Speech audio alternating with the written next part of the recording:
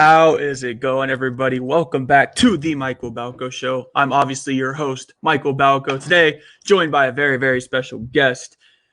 My boy, former LSU quarterback. Recruitment currently open. He's former number one ranked quarterback in the state of Louisiana. 3-star recruit back in 2019. TJ Finley, how we doing today, my man? Doing good, my guy. How you doing? Thank you for I'm having me good. on. I'm blessed and highly favored as always. I appreciate you for hopping on today. But first and foremost, we have to rep that area code. Go ahead and shout out your hometown and tell us what makes it so unique. Shout out 985, man. From Sweet Louisiana. Man, we special down here because we like my high school is a one high school in the town or whatever. But everybody loves each other. Everybody supports each other. And we known for the best strawberries in America. So That's what's up. that's what makes us special, man. Hey, ain't nothing wrong with some good strawberries from time to time. That's for sure, bro. Just be going out there picking some strawberries, just be munching on them. Hey, Right. ain't a damn thing wrong with that. But like I mentioned in the intro, you were a 3-star recruit coming out of high school. Not that stars really matter at all, anyways. But what kind of like factored into your decision to take your talents initially out of high school to LSU? I just wanted to stay home. I wanted to be close to my family. I'm a family guy. I wanted to stay home. As a kid, I wanted to always play in Tiger Stadium. I would pass it, going to passing Baton Rouge and going downtown and things of that nature. I would see the big stadium with the lights on and things of that nature. And I was actually close friends with Leonard Fournette growing up. I played basketball for his uncle, and Leonard was around a lot, following us, and we were a very good team. So, it was always hyped to have him there. But, he was another reason, I wanted to go to LSU, follow in his footsteps and be great like him. But like I said earlier, it's a lot of stuff went down, and it's just time to better my situation. Yeah, for sure. So you mentioned how it's always kind of been a dream of yours to play in Tiger Stadium. So what was it like going out there for the first time, going out the tunnel, just putting on that LSU uniform, man? What was that like? It was very fun, man. It was a very live experience. Unfortunately, COVID happened, so the fans wasn't there as much as we would like it to be. But the fans that were there had the stadium rocking. I can tell you that LSU has diehard, fans. They're ride or die or whatever. But it was a very great experience. My first win was in Tiger Stadium, which is a dream come true. I had a very good games and things of that nature. So I had a lot of very good experiences at LSU. Yeah, definitely. So I'm about to ask the hard hitting question right here. If you had to pick one of these three of your teammates to throw to every single play for the rest of your NFL, pro football, college football career, doesn't matter, who would it be? Justin Jefferson, Terrace Marshall, Jamar Chase. I'm i I'm gonna go Jamar, and I'm gonna tell you why.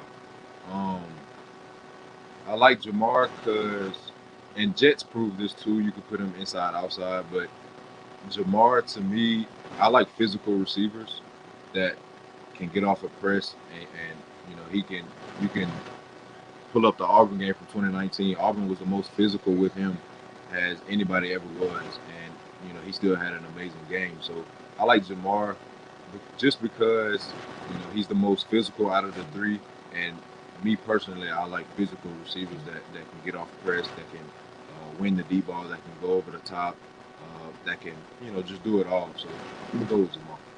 Yeah, that's what's up. And now he's reuniting with your former teammate Joe Burrow. Kind of what was one of the things that Joe Burrow did? Because I mean, a lot of people remember, about what one thing about Joe is that he kind of just came up out of nowhere. What was the one thing that like Joe Burrow did, but kind of behind the scenes where he just really just kind of came up out of nowhere and ended up winning that Heisman Trophy?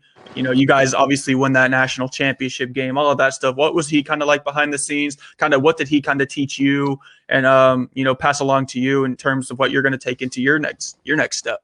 Well, what people don't realize about Joe is he sat behind three Heisman candidates, and J.T. Barrett. Uh, what's the guy that was before J.T. Cardale. Cardale Jones, and then Dwayne Haskins. Those were three Heisman candidate quarterbacks. So it's not that Joe was never good. It's not that Joe came out of nowhere. He was behind three guys that all went to the league. Um, and something that he brought with him from Ohio State, the short time I got to sit in the quarterback room with him and meet him and talk to him, was his brain. The guy was very bright. He had tremendous ideas, and if something wasn't working, he was throwing it out.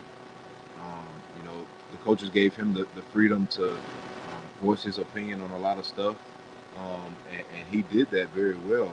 That's why 2019 went so smooth for them guys. They were all on the same page. But that comes with maturity, that comes with experience, that comes with things of that nature. And a lot of quarterbacks don't get the chance to do that because they're usually going out the third year. Joe was lucky enough to have an opportunity to stay 4 or 5 years and go out his last year or whatever, which some guys don't get that opportunity. So he was blessed with that opportunity to do that. Yeah, definitely. And you kind of got to learn from him for a couple years, well, for a year. And then, obviously recently you kind of announced that you're reopening your recruiting journey and stuff like that. Kind of what factored into that decision? And yeah, was it kind of a difficult decision or kind of just take us into that process? Um, First, it was a very difficult decision. Hmm. I cried many nights about it. Um, I had a lot of factors that weighed in on me wanting to stay. Like I said earlier, it's my hometown. I wanted to put on for Louisiana. I'm Louisiana's guy. Like you said, I'm one of the first number one quarterbacks from Louisiana, and I think me and Justin, the guy that went to TCU, and I don't know where he's at now, but we went to the Elite 11. Me and him, I think, are the only two Louisiana guys that ever went. So I wanted to put on for my state, but uh, just some things happened, and I felt like it was my time to better my situation and put myself in a better situation to succeed and get to where I wanted to go. Yeah, for sure. There's nothing wrong with that at all.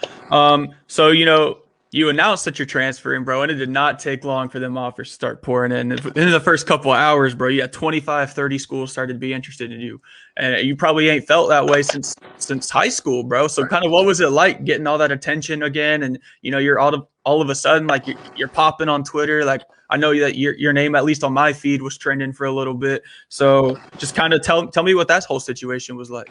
Like I said, it was a blessing. I didn't expect it to blow up as much as it did. I had got to a point where I had lost my confidence in myself, um, and then some things had happened, later in the week where, I gained my confidence back, and those schools start calling and things of that nature, and like I said, it was just a blessing because I could be in the portal with nowhere to go. And it's an unfortunate situation for kids that do have to get in the portal and don't have anywhere to go, and they might have to take the JUCO route and things of that nature. With nothing as wrong as JUCO, but it's a detour from getting where you wanted to go to the NFL. But like I said, it's a blessing, to have all these opportunities out there, and I'm going to take my time to make the best decision I can for me and my family. Yes, sir. Yes, sir. So I'm about to ask probably the hardest question you're ever gonna have to answer in your entire life. Definitely, it's everyone's hardest question. Nah, I'm just messing with you. I know you got you a national championship ring, so this makes this question even harder. Who is the best player you have ever played with and played against in your entire football career? Ooh, If you absolutely have to, you can shout out a couple guys. It's okay. wow. I'm gonna go. I'm gonna shout out two guys. The best players that I've played with is Terrace Marshall, because I didn't get to play with Jamar. He opted out before the season started. But Terrace Marshall is the best player that I've played with. And another guy I want to shout out is Dare Rosenthal. When I tell you this guy is a freak of nature at the tackle position, this guy is so natural. His movement, his capability to snap off, his thought process in the pass game, his thought process in the run game, his ability to pull as big as he is. He's going to be special this year for LSU. Um, and then let's see the I would say the hardest player that I had to play against, I'm gonna go two of them, and they're both corners, J.C. Horn and Patrick Surtain. Mm. Mm. Two Damn. guys that went first round. Oh yeah, two dudes who went top 15. Right. I mean, damn. All right. Damn. All right. Rank your top 5 NFL quarterbacks for me. You can base it off anything you want to. Doesn't matter. Just who in your mind is top 5 NFL quarterbacks right now? All right. Are we putting Drew in there, or nah? Because he retired. We could put Drew. Okay. We'll So let's base it off of go. the 2020 season. Let's go. Tom Brady. Let's go. Patrick Mahomes. Let's go. Drew Brees, Aaron Rodgers, and then I'm gonna go with. And this is a guy that a lot of guys look at me and see this guy. What's the guy from the Bills? Josh Allen. Josh Allen. He is coming along well. But I let's do 5A and 5B. Josh Allen and Derek Carr. Hmm. All right. All right. 5A and 5B. Derek Carr. The only reason Lamar isn't in there is not biased. It is biased because I'm not a running quarterback. So, I mean, he does have an arm. He is accurate at times, but I prefer guys that can sit in the pocket and sling it with the natural wrists and things of that nature. So that's why Lamar isn't in there. But as far as like winning and in the playoffs and things of that nature, Lamar is top two. All right. All right. Derek Carr, kind of a hot take in there. I kind of like it. I like it. How would you personally define success? I know a lot of people define success kind of, maybe accolades, achievements in the classroom, something along the lines of that. How do you personally define success?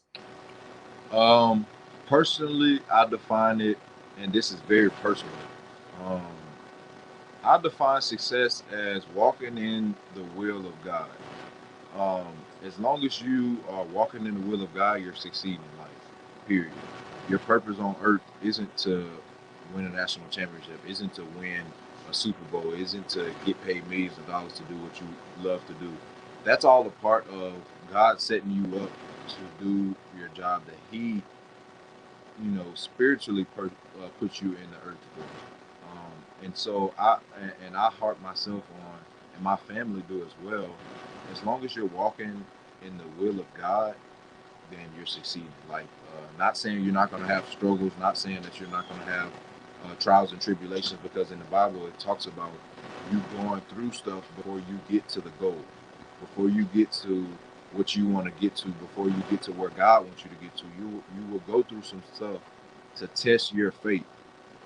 And so that's something that I hold on to. As long as I'm walking in the will of God, then I'm succeeding. Amen to that, my man. For sure. That's some great advice right there. You got to hold on to. Speaking of advice, one last question for you. I ask it to every athlete I interview. What is one piece of advice that you've maybe ever heard, or one piece of advice you'd like to give to anybody? Maybe it's a young athlete, maybe it's an accountant, who knows, to anybody out there that, just what advice would you give to anybody? Anybody or athletes? Do both. Okay, athletes. Let's see. Athletes, I'm gonna say use football as a tool and not something that you depend on it for. I know a lot of people that have stories like they want to get their family a different situation of living and things of that nature, which is that's perfectly fine. I agree with some people that have that opportunity to do that. They need to do that. And that's a way of using football as a tool to better their family's situation. And so that's what I tell the younger kids in my area. When you grow up, don't just say I want to make it to the NFL, just because of this and just because of that. I want to buy this, I want to buy that. But just use football as a tool to, reach back and help somebody else. And just for people in general, I take my faith very serious. Like I said, as long as you are walking in the will of God, then your life is going to be, you're going to feel comfortable with what you're doing in life. as long as you're walking in the will of God. So that's my piece of advice to everybody, both athletes and non-athletes. For sure. Ladies and gentlemen, TJ Finley, he is currently looking for his new home in college football, but it shouldn't take too long for him to announce that for us. We're all tuned in. Tell everyone where we can follow you out on Instagram and Twitter.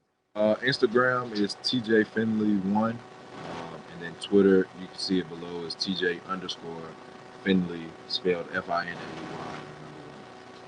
Yes, sir. Yes, sir. Thank you so much for hopping on the show today, TJ. I appreciate you, my man. And man, I'm so excited for you and your journey. And I'll be tuned in the whole time, man. So once again, I appreciate you for hopping on. And yeah, man, I'm super pumped for you. Yes, sir. Thank you. I appreciate it. Have a good one. Yes, sir.